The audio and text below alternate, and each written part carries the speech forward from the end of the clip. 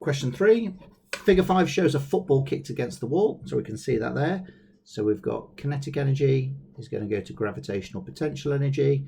When it hits the wall, the ball will squash, it'll have some elastic potential energy, and it will heat up the wall. Then it'll go back to kinetic energy, where the ball will squash, and we'll get some more elastic potential energy and some more thermal energy. So there's some basic energy transfers there. The ball's got a mass of 0.42 kilograms. The football gains 11 joules. Beautiful, no unit changes yet. Calculate the height given GP equals mgh, and it's given you 10. So I want to get h on its own. Currently it's multiplied by m and g. So we know h equals GPE divided by mg, or if you've learnt all your formulas, GPE mgh. And then we just got to plug all the values in because there's no unit changes. So h equals GPE over m times g, 11. Multiplied by the mass, 0.42, multiplied by gravity, 10, comes to 2.6 meters.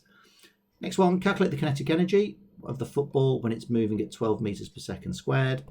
Use this equation. So we've got 0.5 times whatever the mass is, 0.42, multiplied by the velocity squared, and that's the bit that people mess up, multiplied by 144. Put that all together and you get 30.24 joules. So nice question there. Next one, describe the energy transfers that happen when the ball hits the wall. So we can see we've got kinetic energy, goes to elastic potential energy, 1 mark, goes to thermal energy or heat energy, which goes into the air. So kinetic energy transfers to elastic potential energy as the ball squashes. Kinetic energy also transfers to thermal energy, which will dissipate into the wall and the air. Next one, tough question this. A stone is held at rest. So initial velocity equals 0 meters per second. It's released and it falls until its velocity is 17. So V equals 17 meters per second. Calculate the distance. So this is your V squared minus U squared equals 2AX. But what makes it tricky, it hasn't told you the value for A.